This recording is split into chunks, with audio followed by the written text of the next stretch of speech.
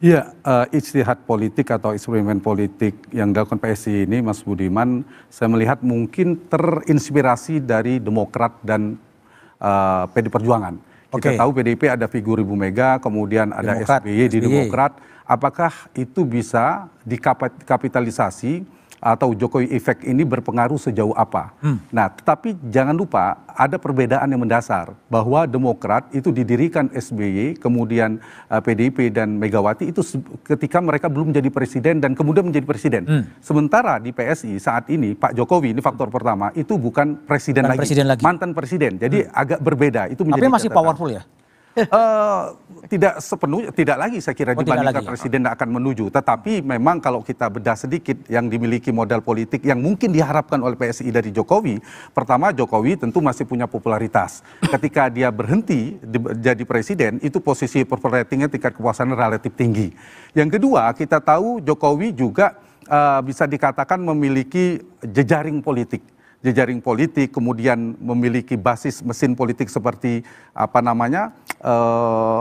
jaringan relawan. Dan satu lagi mungkin yang diharapkan bacaan saya adalah kita tahu bahwa Jokowi adalah mantan kader PD Perjuangan, presiden yang diusung oleh PD Perjuangan. Nah, ini yang mungkin ingin dikapitalisasi ketika PSI ingin memigrasikan. Jadi ada dorong menggembosi tanda petik basis PD Perjuangan. Bacaan saya harapannya di sana ya, ingin mengambil dari PD Perjuangan. Meskipun menurut saya sulit, bahkan sangat sulit sekali untuk melakukan itu. Oke, baik. Ya, kalau saya lihat memang ke PSI pun sebenarnya tidak sepenuhnya belum. Karena Pak Jokowi memilih salah satu opsi. Ya, karena itu kenapa tidak tegas memilih misalnya ketua umum pembina dan seterusnya.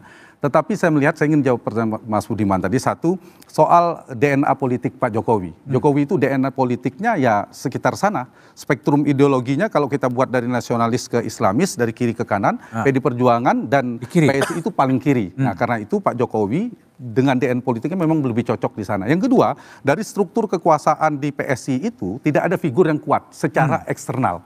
Ya, memang ada figur Mas Jeffrey Giovanni di internal, tetapi mereka belum memiliki figur yang memiliki mandat elektoral untuk menarik secara di luar. Nah, itu yang dicoba mengambil efek Jokowi ke dalam. Nah, di satu sisi PSI membutuhkan figur sosok yang seperti simbolik di luar, di sisi yang lain Jokowi membutuhkan kendaraan politik. Paling tidak yang kita baca kalau Gibran bisa selesai misalnya sampai 2029, menyiapkan jalan politik bagi Gibran ke depan. Salah satu opsinya itu. Ditambah satu lagi, kenapa memilih PSI? Mungkin lebih mudah untuk menggeser basis-basis Pak Jokowi yang ceruknya beririsan dengan PD Perjuangan itu relatif lebih mudah dibawa ke PSI ketimbang misalnya ke Golkar. Karena memiliki spektrum ideologi yang relatif berbeda. Ya, sebenarnya ini memang ketika kita mengeluarkan kritik kepada salah satu, itu satu paket sebenarnya. Semuanya, karena kita lihat sama ya, Pak SBY dan Mas AHY belakangan, jadi tidak hanya Pak Jokowi dan Mas Kaisang, jadi sebelumnya begitu juga Ibu Mega dan Mbak Puan Maharani. Nah, kalau proyeksi 5-10 tahun ke depan, Mas Budiman, saya melihat bisa jadi, suka atau tidak suka realitasnya ini, kita tidak menutup kemungkinan akan melihat peta pertarungannya itu adalah pertarungan para anak mantan presiden. Anak mantan presiden. Bukan dalam konteks elektoral publik ya. Nah, ada 3 fasenya kita lihat. Pertama, apakah nanti Gibran akan selesai sampai 2029? Seandainya, misalnya saja tidak, itu akan terjadi dinamika di sini.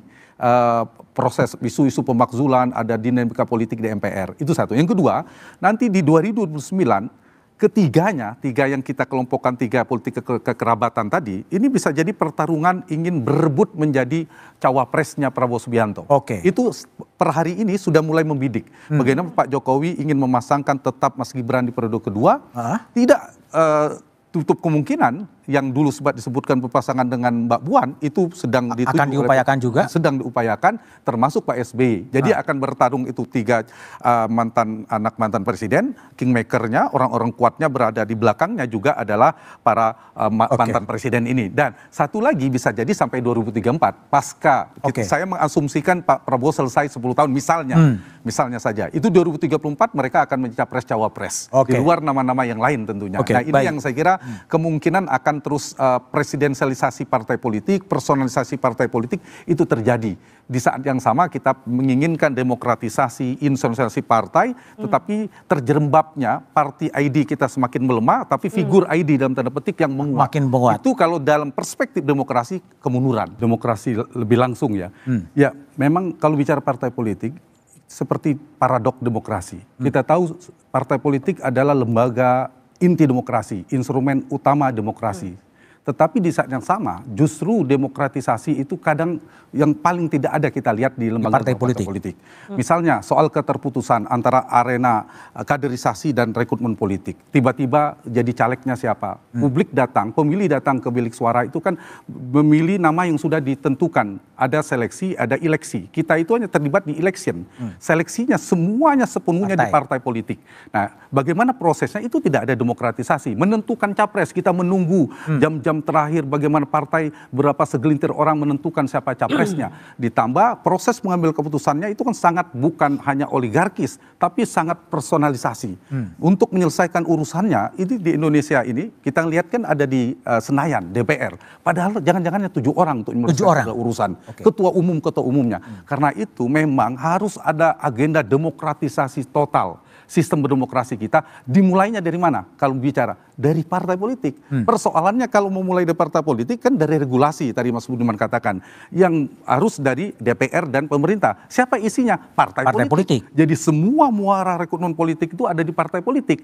Gimana caranya? Apakah kita menunggu kesadaran dari partai politik melakukan perubahan yang menurunkan, melakukan demokratisasi, membuat kekuasaan mereka berkurang, itu agak sulit.